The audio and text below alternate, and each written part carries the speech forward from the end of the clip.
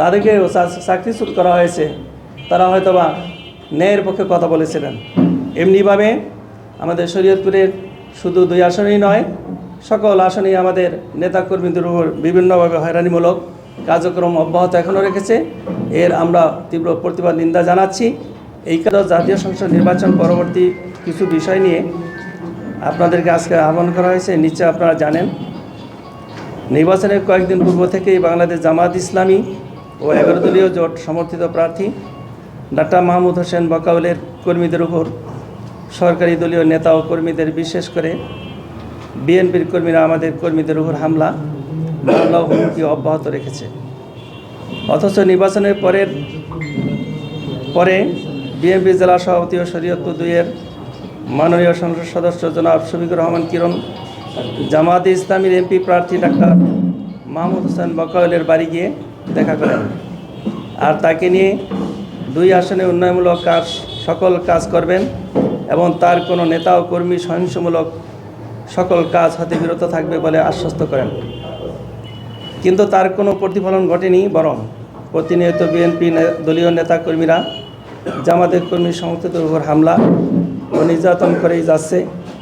তার কিছু ঘটনা আপনাদের সামনে সংক্ষিপ্তভাবে তুলে ধরা হচ্ছে।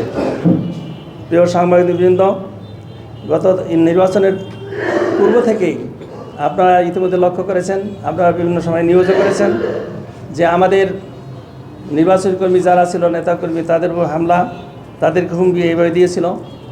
11 তারিখে আপনারা নিজেরা স্বচক্ষে দেখেছেন যে সেখানে আমাকেও বিএনপির লোকেরা আক্রান্ত করেছিল।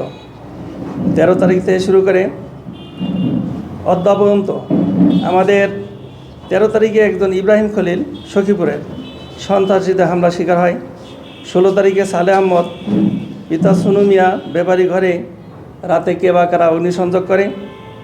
এবারে 19 তারিখ আমাদের সামনে যে উপস্থিত রয়েছেন মানিকবালা পিতা ওমর বালার উপর সন্ত্রাসী হামলা করে। শারীরিকভাবে দুর্বল, ও আমাকে অনেক মারছে, আমাকে টান দিছে, আমার হাতটা ব্যথা, আমি কিছু কইতে আমার 4টা তোরা টান দেওয়া, আমার মায়েরা আমার ঘুষি লাত্তি মানে যা আছে মারছে মতন। আমাকে বলছে ওরে আটকায়া ওর অফিস সহকারে ওরে জ্বালায়া দে, আর ওর ছেলে ফেলে আসলে ওরে পুরা মানে ওর ছেলে ফেলে ওকে রাস্তা পুরো জবাই করে দিবি ডাইরেক্ট।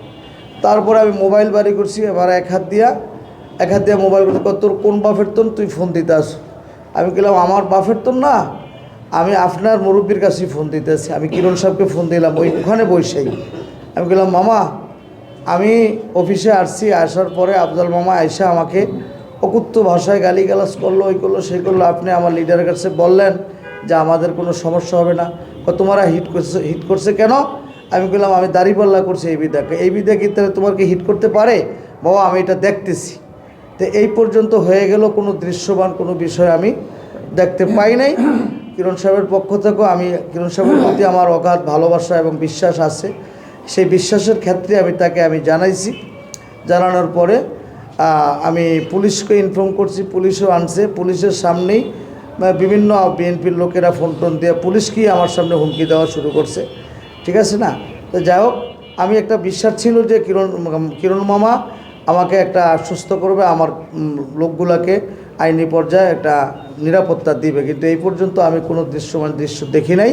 ঠিক আছে না? এই জন্য আমি বাধ্য হয়ে সাংবাদিকদের আপনাদের মাধ্যমে আমি গোটা প্রশাসনকে এবং গোটা জাতিকে জানাইতে চাই, এটা আমি সুষ্ঠু, আমার কোনো অন্যায় নাই, কোনো কিছু নাই। ও এইভাবেও আমার একটা ঐতিহ্যবাহী বালা বংশ, আমাদের বাড়িতে পার্লামেন্ট মেম্বার ছিল, আমাদের বাড়ির সকল মানুষ মিল। এই শুধু আফজাল বলার কারণে আমার বাড়ির ফ্যামিলিরও খণ্ড খণ্ড হয়ে যাইতেছে এবং এই দলের ভিতরেও বিশৃঙ্খলা সৃষ্টি করতেছে। আমরা সুন্দর পরিবেশে একটা করতেছিলাম। তো এই জন্য আমি আপনাদের কাছে এর মাধ্যমে আফজাল বলার সুষ্ঠু বিচার চাই, যাতে করে ও মানে শাস্তির আওতায় না তাকে মানে বিচার ব্যবস্থা যেন প্রশাসন করে।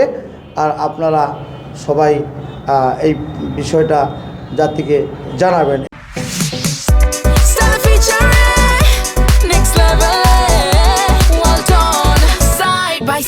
Fridge.